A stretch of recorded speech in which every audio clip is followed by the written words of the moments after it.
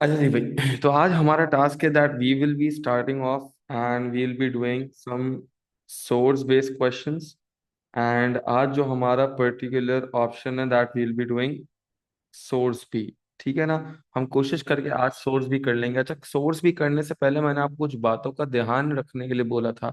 और मैंने आपको ये बात समझाई भी थी कि जब आप सोर्स भी के क्वेश्चन करने बैठते हैं तो आपने मेक श्योर करना होता है कि आप तीन चीजों का ध्यान रखें। देखिए, एग्जामिनर आपके आंसर में तीन चीजों को लुक आउट करता है व्हेन ही इज अटेनिंग और seeing of your source based question. The first thing is the surface feature, जिसका मैंने आपको ऑलरेडी मीनिंग बता दिया था। क्या मतलब होता है सरफेस फीचर का? तो सरफेस फीचर का बेसिक टर्म्स में मतलब होता है क्या देखा। ठीक है, जो आप सोर्स देख रहे हैं उसमें आपको क्या दिख रहा है, व्हाट कैन यू सी। ठीक है ना, what can you see can be another option. अंग्रेज बच्चों के लिए, मेरे सारे अंग्रेज बच्चों के लिए, यानी आपको अपने आप से ये सवाल पूछना है कि यार मैं जो सोर्स सॉल्व कर रहा हूँ, मैं जो ये पिक्टोरियल सोर्स देख रहा हूँ, इसमें मुझे क्या नजर आ रहा है। वो जो मुझे नजर आ रहा है वो मुझे लिखना पड़ेगा यहाँ पर। ठीक है ना। इसके बाद इन्फेरेंस। इन्फेरेंस का मतलब होता है क्या समझ आया। इन्फेरेंस का बेसिकली मतलब होता है that whatever you see in the pictorial source, जो तुम्हें नजर आ रहा है, जो तुम देख पा रहे हो, उससे तुम्हें क्या समझ आता है, वो तुम्हें इधर बात लिखना बहुत ज्यादा क्या है, इंपॉर्टेंट है। ठीक है ना। मतलब एक inference can never lead you to a conclusion. जैसे फॉर एग्जाम्पल, अभी एग्जाम्स में एक पिक्चर आई थी जिसमें लोगों को अचानक से इवेंट याद आ गया था, तो लोगों ने इन्फेरेंस में ये बता दिया कि भाई मुझे इससे ये इवेंट याद आता है। देखें, इवेंट का नहीं बताना, आपने ये बताना है कि जो तुम्हें चीज दिख रही है उससे जो तुम जो चीज तुम समझ रहे हो, जो तुम इन्फर कर सकते हो। ठीक है ना, व्हाट कैन आई अंडरस्टैंड।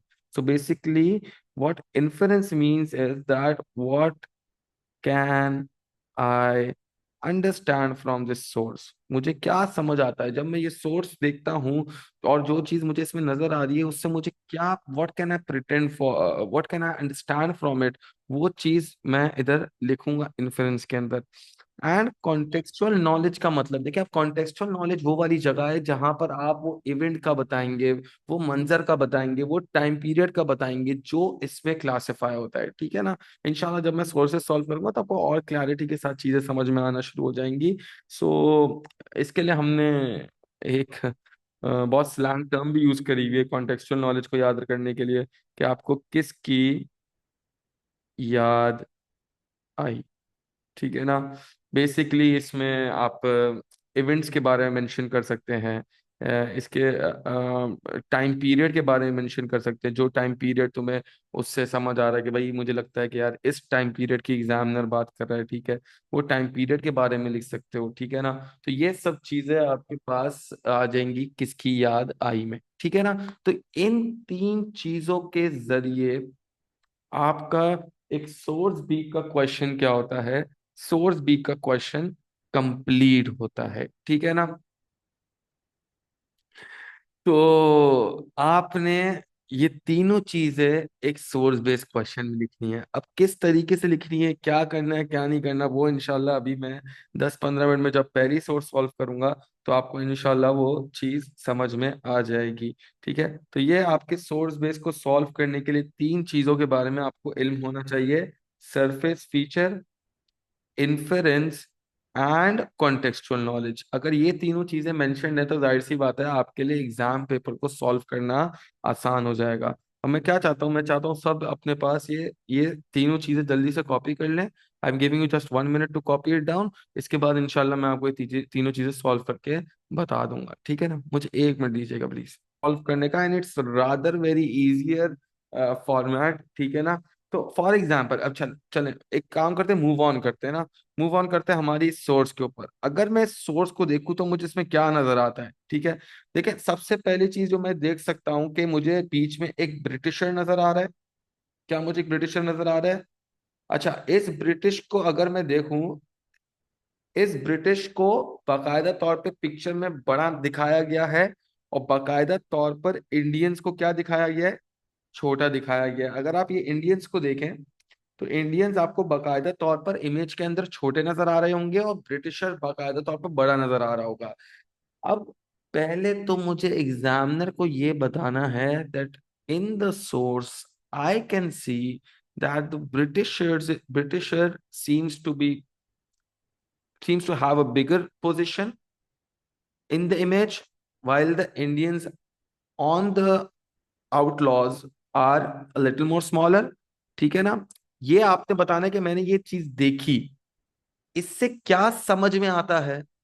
इसमें आपको समझ में ये आता है कि अगर ब्रिटिशर्स को बड़ा दिखाया गया है, तो यानी कि क्लास का डिवीजन हो गया। ब्रिटिशर्स अपने आप को, जाहिर सी बात है, एक सबमिसिव अच्छी पोजीशन देते हैं सोसाइटी में। और इंडियंस को क्या समझते हैं? इंडियंस को इंफीरियर समझते हैं। ये आपको इससे समझ में आता है। अब इससे आपको किस चीज की याद आनी चाहिए? तो आपको इससे याद आनी चाहिए 18th सेंचुरी की। 18th सेंचुरी के अंदर किस तरीके से बाकायदा तौर पर ईआईसी के टाइम में डिवीजन ऑफ क्लासेस था। The Indians were treated as inferiors, why the Britishers were given utmost importance in the society। तो आप वो वाली बात इधर क्या कर सकते हैं? मेंशन डाउन कर सकते हैं। ठीक है? अगर मैं इसको कल कला लिखने बैठा, ठीक है ना, तो मैं किस तरीके से लिखूंगा? I can see that the painter has made the British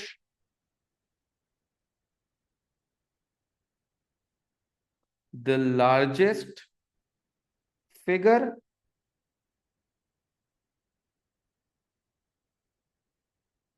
and Indians are shown as small people। तो यानी ब्रिटिशर्स को एज अ बड़ा फिगर दिखाया गया है और इंडियंस को एज अ छोटा फिगर दिखाया गया है। अब जब मैंने ये चीज देखी, तो मुझे इससे क्या समझ में आता है? What can I depict from it? What can I understand from it? तो मुझे इससे ये चीज समझ में आनी चाहिए। अब हम मूव कर रहे हैं इन्फेरेंस के पास, ठीक है ना? तो मुझे इस तरीके से इससे ये चीज समझ आनी चाहिए that Indians were treated as inferiors in the society, while the Britishers were given in a lot of importance। ठीक है ना? सो अगर आप इसको कल कल आप पेपर में लिखने बैठे इन्फेरेंस वाले पार्ट को, तो आप इसको किस तरीके से लिखेंगे? आप लिखेंगे I can understand slash infer, जो भी लिखना चाहे। अगर आपको इन्फर लिखने में प्रॉब्लम हो रहा है, आप ये लिख ले simple, I can understand, from this I can understand, by seeing this I can understand. ऐसी टर्मिनोलॉजीज का इस्तेमाल करिएगा और अपने बाकायदा तौर पर आंसर को डिवाइड कर लीजिएगा। पहले सरफेस फीचर लिखिएगा, फिर इन्फरेंस लिखिएगा, उसके बाद कॉन्टेक्सचुअल नॉलेज दीजिएगा। आई can understand that the British had the नहीं लिखे। The British had a lot of importance in India, while the Indians were treated as inferiors। यानी कि ब्रिटिशर्स को बहुत ज्यादा इंपॉर्टेंस दी जा रही है एंड इंडियंस को ट्रीट किया जा रहा है। कैसे ट्रीट किया जा रहा है बेटा? Indians were treated as inferiors. तभी इंडियंस को पिक्चर में छोटा और ब्रिटिशर्स को पिक्चर में बड़ा दिखाया जा रहा है। बेटा हम सब कुछ लिख सकते हैं, लेकिन आप पहले मेरी बात सुन लोगे तो उसके बाद मैं चैट बॉक्स पे भी आ जाऊंगा, वरना पागलों की तरह भरते रहो, मैं पढ़ूंगा ही नहीं।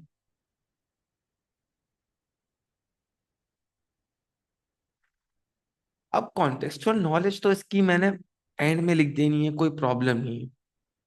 अब ये तो एक चीज है जो हमने लिख दी, इस पे एग्जामिनर मार्क्स दे देगा। अगर किसी ने एक सरफेस फीचर, जैसे मैंने लिखा एक सरफेस फीचर लिखा, मैंने उसमें एक इन्फ्रेंस डाली, अगर किसी बच्चे ने एक सरफेस फीचर और एक इन्फ्रेंस डाल दी है तो एग्जामिनर उसको 4 मार्क्स दे देगा 5 में से। और आखिरी नंबर लेने के लिए, to attain the last mark, it is very important for each and every one of you कि आप क्या करें। आप बेटा मेक श्योर करें कि आप जब आखिरी मार्क आपको चाहिए तो आप उसके लिए या तो कॉन्टेक्सचुअल नॉलेज डालें। अगर आपको कॉन्टेक्सचुअल नॉलेज डालने नहीं आ रही तो आप एक सरफेस फीचर और एक इन्फ्रेंस और डाल दें। अब देखो इमेज, इमेज में और ऐसा क्या है जो मुझे नजर आ रहा है। तो इमेज में मैं ये भी देख सकता हूं कि बाकायदा तौर पर ब्रिटिशर्स जो हैं वो ट्रैवल कर रहे हैं हॉर्सेस पर। And most of the Indians, जितने मेरे पास इंडियंस हैं, ये इंडियंस आर ऑन वॉट बेटा, they are on foot. And बाकायदा तौर पर उस जमाने के अंदर हॉर्सेस वर सीम्ड कि अगर अगर किसी के पास उस जमाने में घोड़ा है, हॉर्सेस हैं, तो they were seem to be the most powerful ones in the society. यानी उनके पास बहुत ज्यादा पावर मौजूद है। तो आप ये वाली बात भी इसमें मेंशन डाउन कर सकते हैं। तो अगर मैं इसका सेकंड सरफेस फीचर लिखने जाऊं तो मैं उसमें ये वाली बात मेंशन डाउन कर सकता हूं। क्या लिखूंगा मैं लिखूंगा British officer can be seen riding on a horse while many Indians are on foot। यानी मैं देख सकता हूं कि बहुत सारे जो ब्रिटिश इंडियंस हैं वो they are on their foot, but the British seem to be on the horse, with which I can understand that the horses are animals that show the power of the Britishers, that the Britishers were much more powerful than whom? Than the Indians themselves। ठीक है, तो आप इसमें इधर ये चीज mention out कर सकते हैं। मैं सेकंड इन्फ्रेंस के ऊपर जा रहा हूं। मैंने ऊपर एक इन्फ्रेंस मेंशन कर दिया है, अब मैं दूसरा इन्फ्रेंस लिखने जा रहा हूं। तो मैं दूसरा इन्फ्रेंस क्या लिख सकता हूं, मैं लिखूंगा फ्रॉम दिस, यानी अब मैं दूसरे इन्फ्रेंस की बात कर रहा हूं। ठीक है, from this I can infer that horses were a sign of power and the British at this time were more powerful than the Indians। यानी इससे मुझे ये बात समझ आती है कि जो ब्रिटिशर्स मुझे नजर आ रहे हैं वो Britishers are much more powerful than whom, are much more powerful than the Indians together. तो इस तरीके से देखिए मैंने किस तरीके से, आपने बचपन में पिक्टोरियल सोर्सेस सॉल्व करी होंगी। आपकी टीचर आपको 3 या 4 क्लास के अंदर एक पिक्चर देती है, टेस्ट में बोलती है कि पिक्चर राइटिंग करो। क्या था पिक्चर राइटिंग के अंदर? एक लड़का दरख्त के नीचे खड़ा हुआ है तो आपने लिखना है I can see a boy standing under the tree, beside the tree. इसके बाद आपने ये लिख देना है that he has a ball in his hand. मतलब वही जो पिक्टोरियल सोर्सेज हम 3 या 4 में करते थे वो हमें अभी इधर बैठ के एग्जामिनर करने के लिए बोल रहा है। एग्जामिनर चाह रहा है कि मैं एग्जामिनर को ये बताऊं कि मुझे इमेज में पहले क्या दिख रहा है, फिर मैं एग्जामिनर को ये भी बताऊं कि जो मुझे दिख रहा है उससे मुझे कौन सी चीज समझ में आती है। So what I can C and from that what can I infer is what is the requirement of examiner. यानी मैं जो देख रहा हूं उससे मुझे जो चीजें समझ आती हैं, और फिर एंड में मैंने जो देखा, मुझे जो समझ आया, उससे मुझे क्या याद आता है, what is the context of this source. यानी ये सोर्स कहाँ से उठाई गई है, ये किस इवेंट की, किस चीज की तुम्हें याद दिलाती है। फॉर एग्जाम्पल अभी चैट बॉक्स में एक बहुत जबरदस्त सा आइडिया आया था कि हम जब वॉर ऑफ इंडिपेंडेंस के अंदर we were looking at the causes of war of independence, तो उसमें हमने पर्टिकुलरली देखा था कि बाकायदा तौर पर जो इंडियंस हैं उनको लोअर कोर्ट्स में ट्रीट किया जाता था, और जो ब्रिटिशर्स हैं उनको सुपीरियर सुप्रीम कोर्ट्स में ट्रीट किया जाता था। And the judgment for the Britishers were often quite cool, while harsh for the Indians themselves. तो आपको वो वाली चीज भी इससे याद आ सकती है, क्वाइट जेनरिक, आप वो वाली चीज भी लिख सकते हैं। और इसके कॉन्टेक्चुअल नॉलेज जानने के लिए आपको एक मर्तबा ये ऊपर जो सोर्स के नीचे हल्की सी एक लाइन देके कॉन्टेक्स्ट समझाया हुआ होता है ना, आपको उस कॉन्टेक्स्ट को एक मर्तबा पढ़ना है। तो अगर मैं इसको पढ़ो, a painting of British official of the British East India Company riding in an Indian procession in 1825। अब 1825 यानी वो दौर जब ब्रिटिशर्स कंप्लीटली टेक ओवर कर रहे हैं इंडिया को, और फिर उससे आपको 1825 के अगेंस्ट आपको याद आ जाना चाहिए कि ये तो ब्रिटिश का इंडियन डेवलपमेंट का टाइम था, कि ब्रिटिशर्स पूरे इंडिया को डेवलप कर रहे थे, रेलवेज बना रहे थे। और फिर ब्रिटिशर्स का वो टाइम जब वो मेजॉरिटी ऑफ इंडिया को कैप्चर कर चुके थे, मुगल्स उनके अंडर आ गए थे, which shows that yes Britishers at this point in time were the most powerful ones. Contextual knowledge तुम्हें हर उस चीज की याद दिलाएगी। तो सरफेस फीचर मतलब तुमने जो सोर्स देखी, तुमने उसमें क्या देखा, तुम्हें जो सोर्स देख रहे हो उससे क्या समझ में आया, और तुम्हें किसकी याद आई। अगर तुम क्वेश्चन पढ़ो तो क्वेश्चन भी ये कह रहा है, what does source B tell us about the British East India Company in 1825। So it seems that the East India Company was the most powerful company in India in 1825, क्योंकि picture ये depict कर रही है। अच्छा, कुछ लोगों का depiction थोड़ा सा डिफरेंट भी हो सकता है। फॉर एग्जाम्पल कुछ लोग ये देख सकते हैं कि यार इंडियंस बिल्कुल जो ये प्रोसेशन चल रहा है, इंडियंस इसमें बिल्कुल कामली खड़े हुए हैं, they are standing to welcome the British, which shows that the Indians were quite somehow loyal to the British at some point in time। तो वो ब्रिटिश की इंडियंस की लॉयल्टी शो करता है towards whom, towards the Britishers themselves। so there are many things that you can depict from a source। तो ये source based question जो एक बहुत बड़ी आपको समझ लें एक जंग बन चुका है, कि बच्चे बोलते हैं सर ये तो आता ही नहीं है, ये आएगा ही नहीं सर, ये तो मैं कैसे करूंगा, ठीक है ना, मुझसे तो हो ही नहीं पाएगा। तो ऐसे बहुत सारी चीजें हैं जो आपको इधर ध्यान में रखनी है। अगर आपने थोड़ा सा भी इधर चीजें समझ ली तो आपके लिए बहुत आसानी हो जाएगी। You do not need to worry about anything else, ठीक है ना। आई होप सबको यहाँ तक बात क्लियर है। अगर किसी को कोई परेशानी, कोई दिक्कत, कोई ऐसी बात जो समझ नहीं आई तो पूछ के बेटा, if it's clear please do right clear in the chat box, ताकि हम आगे बढ़ सकें।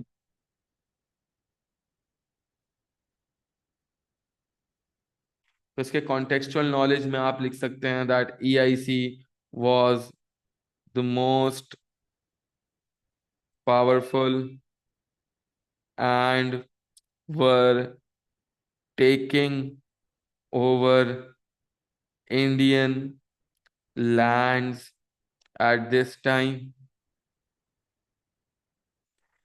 It also reminds me of the time। कौन सा टाइम रिमाइंड करता है? When the Indians had become loyal to the Britishers, they had surrendered to the Britishers, where they were treated unjustly, and many of them to gain the British support had turned up against their own Indian brothers and had gone towards the Britishers. They were showing loyalty to the Britishers rather than their Indians Indian brothers, or you could say the Indian rulers as well. ठीक है ना? It also reminds me of the time when most of Indians had surrendered to the Britishers, to the Britishers, and had accepted them as their rulers. Certainly बहुत सारे Indians थे जो मान ही चुके थे कि यार अब तो ब्रिटिशर्स ही हमारे रूलर्स हैं, तो यही हम पर कैप्चर करेंगे। तो ऐसी बहुत सारी चीजें आप इसमें लिख सकते हैं। अगर किसी को इसका स्क्रीनशॉट लेना है तो प्लीज स्क्रीनशॉट ले ले, ठीक है, ताकि उसके लिए फिर बाद में पढ़ने में आसानी हो। आई am giving you a minute और सो, ठीक है ना?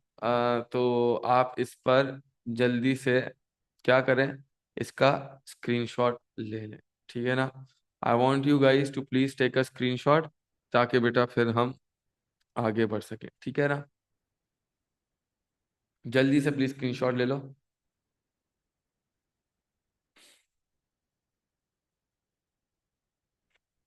मुझे एक मिनट दीजिएगा, मैं जरा आया, ठीक है ना? असल में किस तरीके से लेगा, अगर किसी को 5 मार्क्स चाहिए तो वो 5 मार्क्स किस तरीके से लेगा? देखिए भाई, 5 मार्क्स के लिए ना आपके पास एग्जामिनर ने दो सोल्यूशन आपको दिए, ठीक है? अगर मुझे 5 मार्क्स लेने, ठीक है, अच्छा पहली बात तो ये समझ लो कि 4 मार्क्स तो तुम्हें उस पोजीशन पे ही मिल जाएंगे जहां पर तुम एक सरफेस फीचर दो प्लस एक इन्फरेंस दो, ठीक है? अगर किसी ने एक सरफेस फीचर और एक इन्फ्रेंस दे दी तो उसको 4 मार्क्स मिल जाएंगे, ठीक है? तो ये तो सबने करना है किस चीज के लिए? ये सबने करना है किसके लिए बेटा? ये सबने करना है 4 मार्क्स के लिए, ठीक है? तो इससे आपको 4 नंबर मिल जाएंगे, ठीक है? 4 मार्क्स आपको इस पे मिल गए। अब सवाल ये बनता है कि सर मुझे एक और नंबर चाहिए 5 पूरे करने के लिए। तो उसके लिए एग्जामिनर ने आपको दो सिचुएशन दी है, ठीक है? बोला है आपको पहले कि यार एक सीके दे दो। सीके का मतलब क्या होता है? कॉन्टेक्सचुअल नॉलेज, एक कॉन्टेक्सचुअल नॉलेज। या अगर आपको कॉन्टेक्सचुअल नॉलेज हो सकता है ना, कभी कभार आप चीजें देखते हैं, आप चीजें समझते हैं, लेकिन आपको किसी की याद ही नहीं आ रही होती। हो सकता है ना, किसी मतलब इवेंट की बात कर रहा हूँ आपका, वो नहीं जो तुम सोच रहे हो, इवेंट। हो सकता है कि कभी आप कोई चीज देख रहे हो, आपको वो इवेंट याद ना आ रहा हो। तब उस केस में क्या करोगे? उस केस में आप एक सरफेस फीचर, एक सरफेस फीचर और एक इन्फरेंस लिख सकते हैं। तो ये भी 1 मार्क का है, और ये दोनों भी 1 मार्क के होंगे। अब आप बोलेंगे सर ये तो ज्यादती है, पहले सरफेस फीचर इन्फ्लुएंस पे 4 दिए, दूसरा लिखूंगा फिर एक मिलेगा। तो बेटा जब आपको कोई चीज नहीं आ रही तो उसका आपको उसने नेमोल बदल दे दिया, तो वो तो अच्छी बात है कि बोल रहा है चलो भाई 5 मार्क्स ले लो। लेकिन इसमें फायदेमंद बात क्या है कि भाई अगर तुम ये वाला सेट कंप्लीट करते हो जो मैंने पिंक से मार्क किया है, तो इस सेट पर भी तुम्हें 5 मार्क्स दे देगा वो। अगर आप ये दूसरा सेट यानी ऑरेंज वाला सेट कंप्लीट करते हैं, यानी आप दो सरफेस फीचर और दो इन्फ्लुएंसेस देते हैं, तो भी एग्जामिनर आपको 5 मार्क्स दे देगा। तो ये दो कंप्लीट सेट्स हैं जो आप 5 मार्क्स के लिए कर सकते हैं। या आप एक सरफेस फीचर, एक इन्फ्लुएंस, एक कॉन्टेक्सचुअल नॉलेज दे के 5 मार्क्स ले लें। या आप क्या कर सकते हैं, आप दो सरफेस फीचर्स और दो इन्फ्लुएंस देकर 5 मार्क पूरे ले सकते हैं। आई होप बेटा I made myself clear to each and every one of you, ठीक है? और सही है। तो ये वाली बातें आप इसमें मेंशन डाउन करके लिख सकते हैं, ठीक है? मैं चैट बॉक्स अभी नहीं, एंड में ही पढ़ूंगा, ठीक है ना? मैं अभी चाह रहा हूँ कि हम लोग एक और इमेज को देख लें, ठीक है? एक और हम सोर्स बेस्ड क्वेश्चन को भी इधर हम देखेंगे, ठीक है? और ये source based question is a question of May June 2017, ठीक है ना? मई जून 2017 का ये सवाल है, ठीक है? तो अगर किसी के पास, चलिए खैर अभी किसी के पास से बुकलेट तो नहीं है, लेकिन इंशाल्लाह जब प्रोवाइडेड होगी तो उसमें ये सब चीजें मौजूद होगी। सर अगर दो सरफेस फीचर और एक इन्फ्लुएंस हो तो भी 4 ही मिलेंगे अयान। हाँ, तो भी आपको 4 ही मिलेंगे, 4 मार्क्स ही मिलेंगे बेटा, ठीक है? दो सरफेस फीचर और दो इन्फ्रेंस पे ही पांच मिलेंगे। अगर दो सरफेस फीचर, तीन सरफेस फीचर, चार सरफेस फीचर और एक इन्फ्रेंस होगा तो भी चार मिलेंगे। ठीक है ना। और अगर किसी ने पांच सरफेस फीचर लिख दिए, इन्फ्रेंस और कॉन्टेक्सचुअल नॉलेज दी ही नहीं, तो उसको दो या तीन से ज्यादा नंबर नहीं मिल सकते। ठीक है। So we are moving forward to May June 2017 का क्वेश्चन वन ही है ये। ठीक है ना। तो अगर हम इस क्वेश्चन को देखें तो this source B shows a railway incident in India in the 19th century. यानी 19th सेंचुरी के अंदर एक रेलवे इंसिडेंट हुआ है इंडिया के अंदर, वो हमें ये शो कर रहा है ना। How does source B helps to understand Indian concerns about building the railways in India during the 19th century? वो बोल रहा है भाई ये जो आप इतना बड़ा रेलवे इंसिडेंट देख रहे हैं, इससे आपको क्या समझ में आ रहा है? क्या इंडियंस खुश थे रेलवे की बिल्डिंग से या नहीं से थे? तो सबसे पहले तो आपको इधर कंप्लीटली दिख जाना चाहिए कि एक ट्रेन का या रेलवे का एक प्रॉपर एक्सीडेंट हो चुका है। ठीक है ना। या वो टूट चुकी है, तो आप उसके लिए अगर बेटर टर्मिनोलॉजी इस्तेमाल करना चाह रहे हैं तो आप ये लिख सकते हैं that I can see a train being derailed. Derailed का मतलब क्या हो जाती है? टूट जाना, उसके कंपार्टमेंट्स का अलग अलग हो जाना। ठीक है ना। तो आप इधर देख सकते हैं that a train has been what बेटा, a train has been derailed. ठीक है ना। And we can also see some people. I can also see a person sitting. एक आदमी को मैं देख रहा हूं कि बैठा हुआ है परेशान सा। दूसरा आदमी is like complaining around. So which shows that the people were not happy with the train being derailed. They were scared, क्योंकि ये एक बहुत नई टेक्नोलॉजी है तो लोग इसमें बैठने से भी डर रहे थे, क्योंकि जाहिर सी बात है उनकी जान को इससे क्या हो सकता है? नुकसान हो सकता है। ठीक है ना। तो अब मैं अगर इसको कलकला लिखने बैठा तो सबसे पहली चीज मैं क्या लिख सकता हूं? कोई मसला नहीं है। अगर किसी ने एक्सीडेंट लिखा है, ब्रोकन ट्रेन लिखा है, डीरेल लिखा है, तो सही बात है। और एज अ टीचर तुम पहले मैंने तुम्हें बताया तो तुम चीजें सीख ही रहे हो ना बेटा। अभी कोई सीआई का एग्जाम तो नहीं हो गया ना। तो डीरेल का टर्म अगर आपने सीखा तो बहुत अच्छी बात है। ठीक है ना।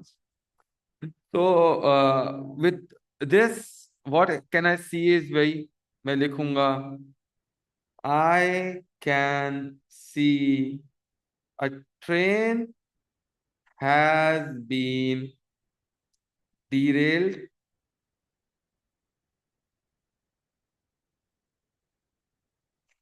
ये आपकी एक इन्फ्लुएंस हो गई कि भाई मैं देख सकता हूं कि ये ट्रेन जो है ना, वो क्या हो चुकी है? डीरेल हो चुकी है, वो टूट चुकी है, वो खराब हो चुकी है। ठीक है ना। इसके अलावा आप क्या देख सकते हो? I can see two people beside the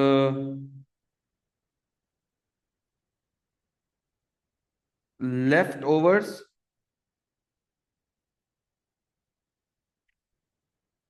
who seem to be looking at the derailed train। अब मैंने आपको अब दिखाया ना कि दो लोग देख भी रहे हैं मलबे को कि यार ये क्या हो गया, ये कैसे हो गया। अब अगर एक ट्रेन डीरेल्ड है, एक ट्रेन टूटी हुई मुझे नजर आ रही है, तो उससे मेरी क्या डिपिक्शन हो? What can I particularly depict from it? Can I not depict that the people of India were not safe in the trains? They were this, and with this, I can also understand that trains or the railways at that time were not so professional even. So this shows that the people were somehow concerned for what will be going to happen of India in future. ठीक है ना? So, and when I see a train is derailed, I can certainly think from it that it is dangerous. It is very unsafe. So, from this, I can understand that to travel by train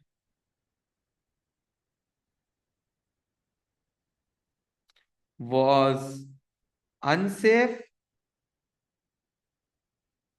due to the accident. मैं देख सकता हूँ भाई, train का एक accident हुआ है जिसमें पूरी की पूरी ट्रेन डीरेल हो चुकी है, और उससे मुझे ये समझ आती है कि भाई ये ट्रेन जो है वो सेफ नहीं थी। वो भले इंडस्ट्रियल रेवोल्यूशन का एक बहुत बड़ा कारनामा था, उससे भले ब्रिटिशर्स को बहुत ज्यादा फायदा हो रहा था, लेकिन फिर भी वो लोगों के लिए क्या नहीं थी, वो लोगों के लिए सेफ नहीं थी। अब मैं देख रहा हूँ दो लोग मलबे को देख रहे हैं।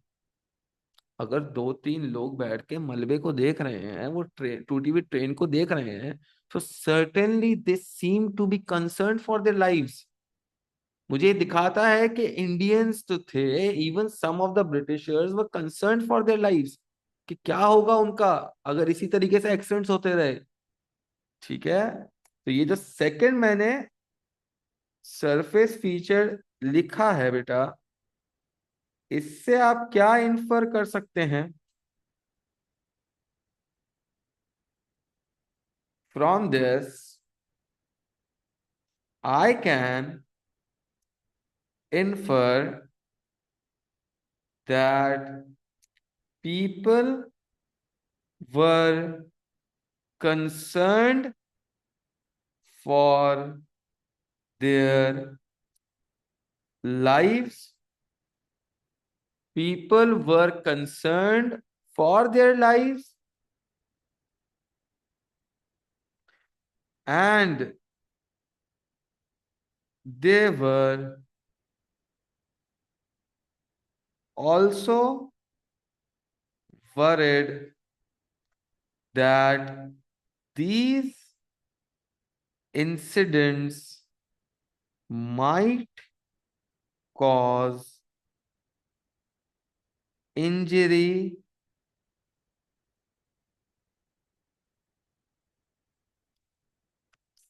तो ये भी है ना कि भाई बहुत सारे लोग इससे इस बात से कंसर्न थे कि भाई अगर रेलवेज इसी तरीके से डिटोरिएट होते रहे तो एक दिन आएगा कि जब उनकी जान चले जाएगी, और अगर उनकी जान नहीं जाएगी या तो वो हमेशा के लिए इंजर्ड हो जाएंगे। तो ये एक बहुत बड़ी कंसर्न थी। किसके लिए कंसर्न थी बेटा? इंडियंस के लिए। तो एक सोर्स बेस्ड क्वेश्चन सॉल्व करते वक्त सबसे पहले मैं क्या देख रहा हूं, उससे मुझे क्या समझ में आ रहा है। तो सरफेस फीचर मतलब क्या देखा, इन्फेरेंस मतलब क्या समझा। ठीक है ना? आई एम सो सॉरी, वो गलत बॉक्सेस में लिख दिया गया है। ठीक है ना? बल्कि एक काम करते हैं, हम इसको ही शिफ्ट कर देते हैं। एक minute, just give me a moment guys.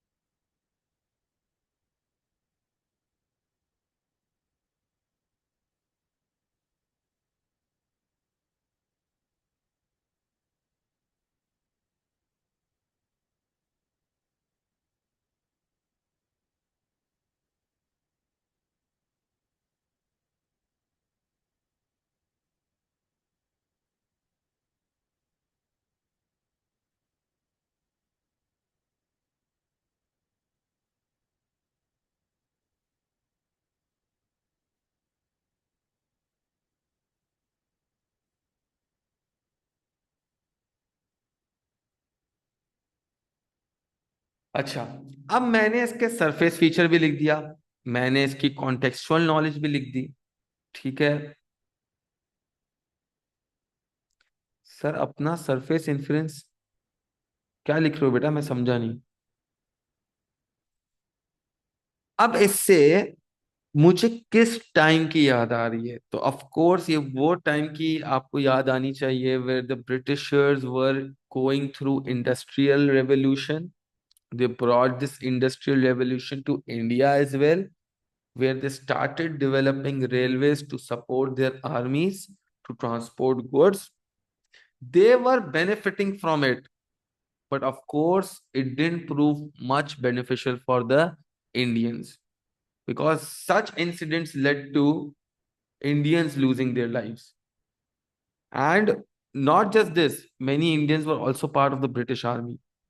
So that's why this was also concerned, because when the army is even traveling with the trains or the railways, so it is also very dangerous for even for the army as well. ठीक है ना? तो आप इधर ये वाली बात mention कर सकते हैं. this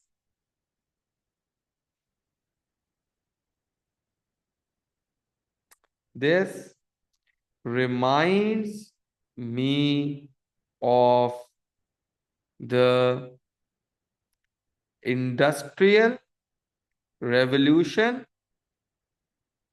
And during this industrial revolution in India, what were the Britishers developing? The Britishers were developing railways. और रेलवेज से ब्रिटिशर्स क्या करना चाह रहे थे? ट्रेड करना चाह रहे थे. और ट्रेड के साथ साथ क्या करना चाह रहे थे बेटा? Transporting what? They were also looking for transporting army from one place to another. This proved to be good for British,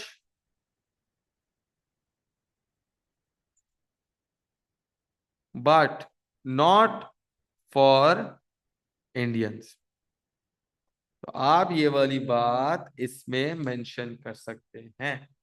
So this is how one of you can go on developing the surface feature, the inference, and what beta, and the contextual knowledge as well. ठीक है ना? So all of you will have to make sure कि आप इसमें surface feature, inference and contextual knowledge जरूर जरूर लिखें. ठीक है? अगर आप नहीं लिखेंगे तो जाहिर सी बात है आपके लिए बहुत ज्यादा प्रॉब्लम्स क्रिएट होंगी.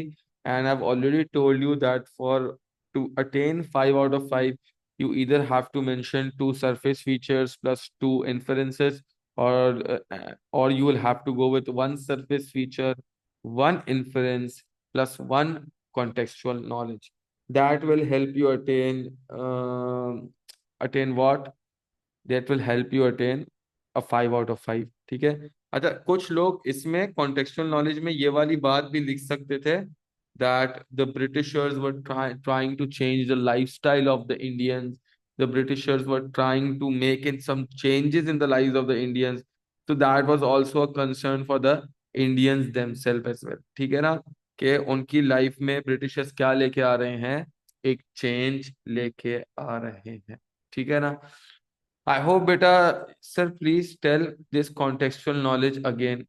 देखो, कॉन्टेक्सचुअल नॉलेज इसका ये होगा कि इंडिया के अंदर ब्रिटिशर्स ने इंडस्ट्रियल रेवोल्यूशन लाई थी, और फिर उसके अंडर वो रेलवेज डेवलप कर रहे थे. रेलवेज के 2 टास्क थे, ट्रेड करने के लिए और आर्मी को ट्रांसपोर्ट करने के लिए, which proved out to be very beneficial for the Britishers but not for the Indians, because many of Indians were losing their lives. And even the Indians did not like the Britishers developing so much railways because they thought that the Britishers are bringing change into their lives as well. तो अगर आप चाहें तो आप वो वाली बात भी इधर लिख सकते हैं कि some people were also worried that the Britishers were trying to change their lives, or were trying to bring a very, and this was not a normal change. ये नहीं है कि भाई रेलवेज लाने का मतलब ये था कि आप कंप्लीटली इंडियंस को है ना एक बहुत नई चीज से इंट्रोड्यूस कर रहे हो.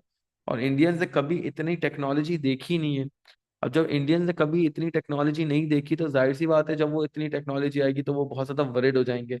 और अगर आप ऊपर सवाल पढ़ो तो सवाल यही कह रहा है कि what do you understand, what this this source help us to understand about the Indian concerns of building what बेटा, बिल्डिंग ऑफ रेलवेज। पहले वाला पेज खोलूं? ये लो बेटा पहले वाला पेज। किसी को अगर स्क्रीनशॉट लेना तो भाई प्लीज स्क्रीनशॉट ले लें, ठीक है ना। If someone is willing to take a screenshot, please do so, ठीक है ना। हाँ बेटा, अभी मैं और सोर्सेस कराऊंगा, अभी मुझे एक और सोर्स करानी है, 2019 की है वो, ठीक है ना। तो वो सोर्स करते हैं, इसके बाद हम आगे देखेंगे।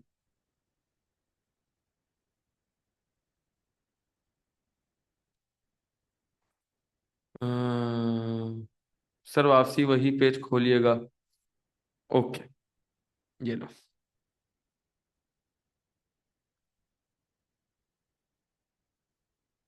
अच्छा, इधर ये लिखा हुआ था that it was beneficial for British, not for Indians. This brought a change in the lifestyle of Indians. हेबा बेटा, जो मैंने अभी बात समझाई थी वो मैंने लिख दी इधर, ठीक है।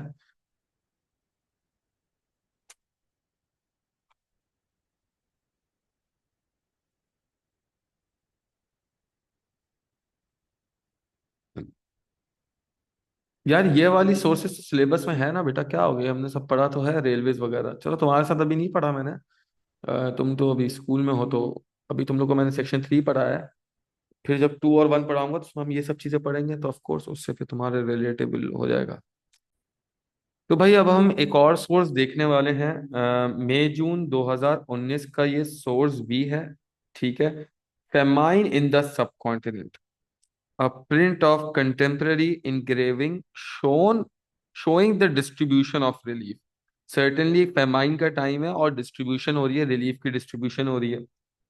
what can we learn from source B about famine in the subcontinent during British control? ठीक है, अब देखो बड़ा इंपॉर्टेंट है ये सवाल, ठीक है ना। हाँ ये हमजा नजम अच्छी बात करी तुमने, इस पे आऊंगा, ठीक है। जब कॉन्टेक्चुअल नॉलेज की बात करूंगा तब तुम ये लिख के बताना, तो इंशाल्लाह बिल्कुल इसी में बात करूंगा, इंशाल्लाह बताऊंगा आपको, ठीक है ना। चलिए, अच्छा सबसे पहले अगर आप देखें तो आपको इधर टर्बन के अंदर प्रॉपर यूनिफॉर्म वेयर के अंदर एक हैट के साथ भी बंदा, दो ब्रिटिश, ये वाला बंदा तो एक्चुअल में लग ही ब्रिटिश रहा है। और ये बंदा आपको कोई ब्रिटिश इंडियन सोल्जर लग रहा है, ठीक है ना, ब्रिटिश आर्मी के अंदर जो इंडियन सोल्जर लग रहा है। हाँ अली अहमद, शाबाश, ये भी अच्छा है। मैं आता हूँ, उस पर आता हूँ। I am really happy that people have started understanding what does contextual knowledge mean. लेकिन उससे पहले सरफेस फीचर और इन्फ्लुएंस पे काम कर लेते हैं, उसके बाद इंशाल्लाह हम इस पे भी आ जाएंगे, शाबाश, ठीक है। तो ब्रिटिश ऑफिशियल्स लग रहे हैं मुझे, ठीक है। एंड अगर आप देखें तो जो बंदा, ये बंदा कोई प्लेट के अंदर, मैं इसकी जरा है ना, एक मिनट इसको ऑरेंज कर देता हूँ।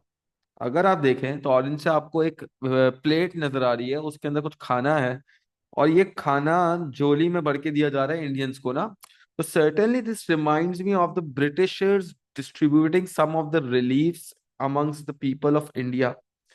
अच्छा अगर आप पीछे इंडियंस को देखें और इस इंडियन को देखें तो काफी ज्यादा कमजोर नजर आ रहा है, ठीक है ना। देखो रेसिस्ट की बात नहीं है, देखो पिक्चर से जो दिख रहा है, ठीक है ना। तो इंडियंस अगर मैं देखूं तो Indians seem to be quite weak. अगर इसके लिए आपको टर्म याद हो तो हम एक टर्म इस्तेमाल करते थे that they seem to be malnutrition, ठीक है ना। कि उनको प्रॉपरली नरिशमेंट नहीं मिली, न्यूट्रिशन नहीं मिला, which reminds me of the famine in Bengal. अगर किसी को परमानेंट सेटलमेंट याद हो क्या थी तो आऊंगा, उस पर भी आऊंगा, ठीक है ना। तो first of all what I can C is that I can see a British official in a hat who seems to be distributing what? He seems to be distributing.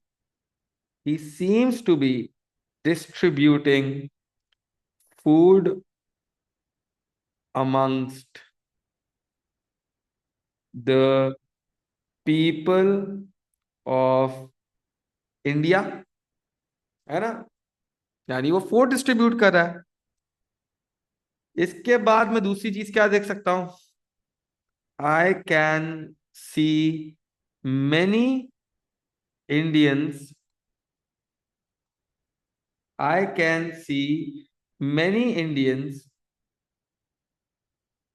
Who seem to be very thin and skinny. भाई मैं देख सकता हूँ बहुत सारे Indians मुझे नजर आ रहे हैं। एंड ये इंडियंस बहुत ज्यादा थिन हैं, स्किनी हैं। ये सब चीजें मैंने सोर्स से देख ली। अब मुझे इससे समझ में क्या आता है?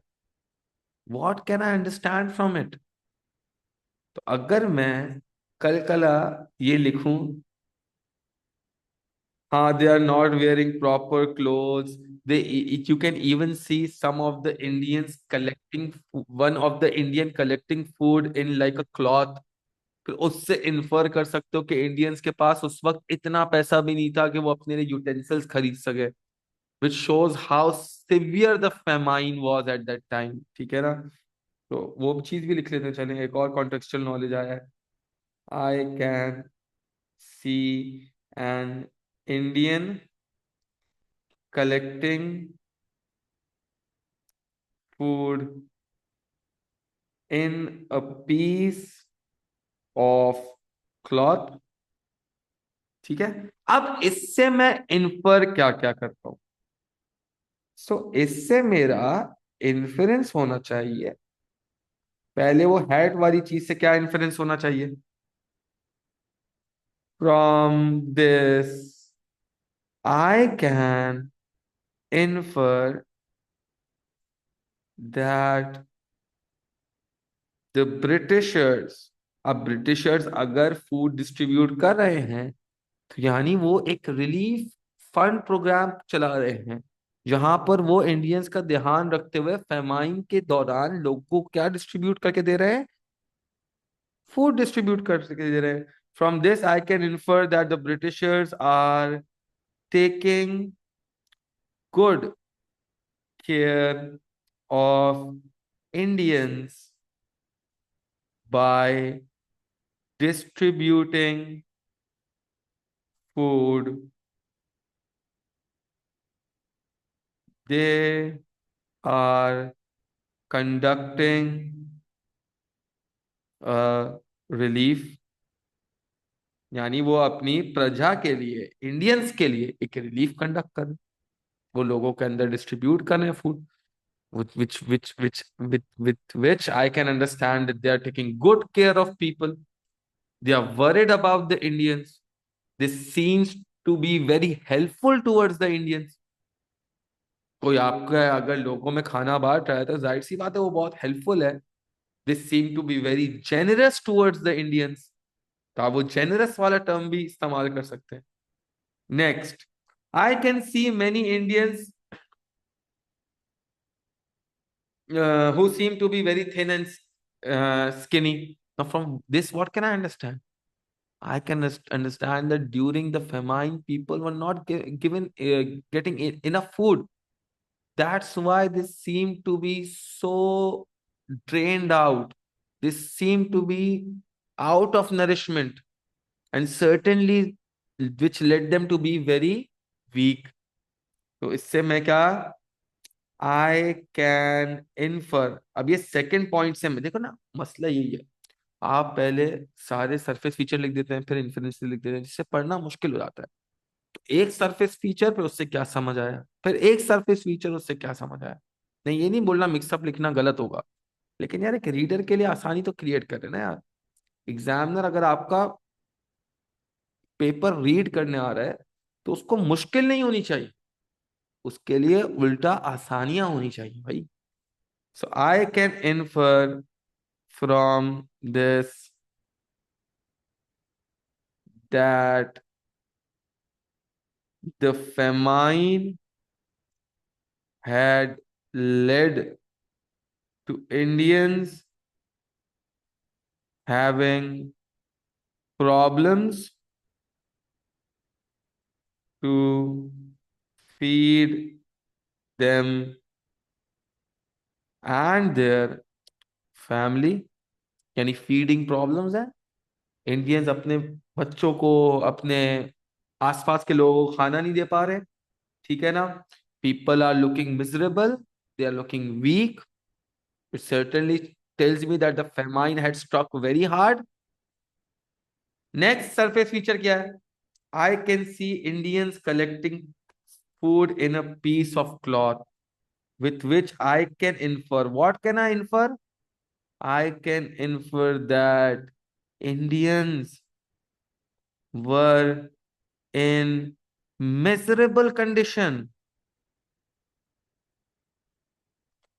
They did not even have any utensils left। अच्छा, आप ये भी लिख सकते हैं, on the background I can see many Indians waiting in line for the food, which shows that the Indians were peacefully waiting in for the food, which shows that which showed us that yes, the British had a lot of control over the Indians and they were able to manage the relief with efficiency and proficiency।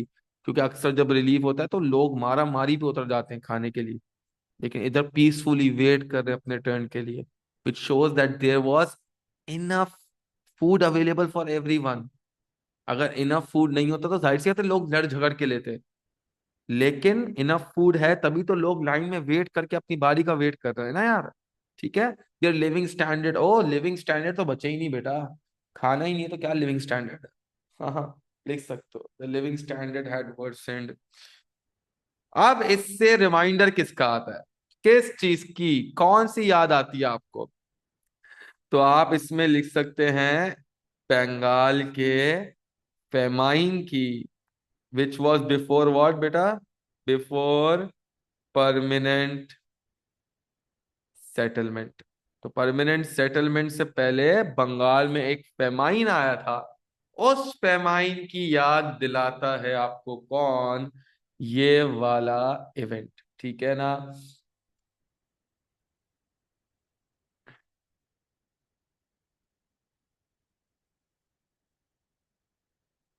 नहीं, देखो, एक famine 1770 वाला भी है और एक famine 1792 वाला भी है।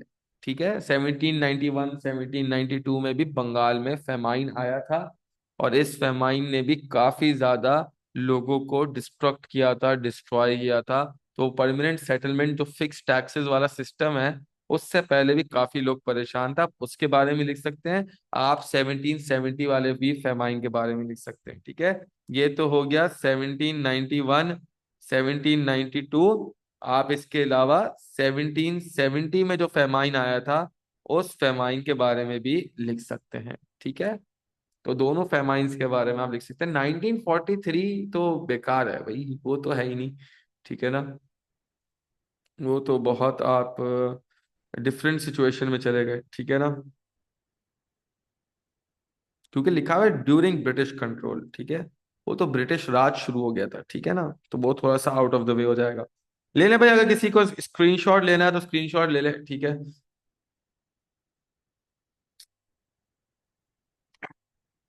प्लीज स्क्रीनशॉट ले ले।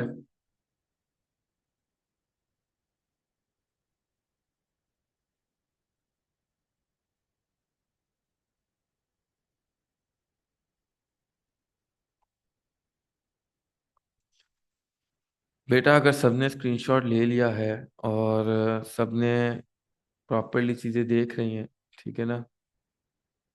सर इन्फर के बाद ई नहीं आता? अरे वो कहीं मिट गया होगा, लिखा तो है ई हर जगह मैंने। ये रहा बेटा। इन्फर, फिर इन्फर, फिर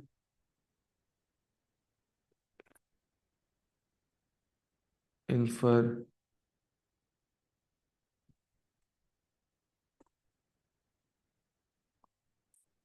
बेटा इसको जल्दी से कॉपी डाउन कर लो बेटा। बेटा यहाँ तक हमने सारे सोर्स बेस्ड क्वेश्चन कर लिए हैं, ठीक है। अब I am open to all the questions, जिस जिसको चैट बॉक्स में जो जो सवाल पूछना है पूछता जाए। अगर सवाल नहीं पूछता तो आपने क्लास लीव कर देनी है। वंस आप क्लास लीव कर देंगे तो इंशाल्लाह फिर मैं क्लास एंड कर दूंगा, ठीक है ना। सर कल हिस्ट्री या जियो? कल तो कुछ भी नहीं है अयान। सर मैक्स टाइम कितना था इसके लिए? एक सरफेस फीचर, एक इन्फेरेंस और एक कॉन्टेक्सचुअल नॉलेज के लिए 5 मार्क्स। 5 मार्क्स के लिए 4 to 5 मिनट्स आर इनफ, इससे ज्यादा नहीं होना चाहिए। ट्यूसडे को क्लास नहीं, ट्यूसडे को क्लास है ना? ट्यूसडे को क्लास है। ट्यूसडे को नॉर्मल टाइमिंग्स पे क्लास है, ठीक है ना। बेटा जिस जिसको सवाल है प्लीज चैट बॉक्स में लिख के पूछ दे, वरना यू कैन स्टार्ट लीविंग, ठीक है। ताकि जिन जिन के डाउट्स हैं वो मैं डाउट्स को ले लूँ सर।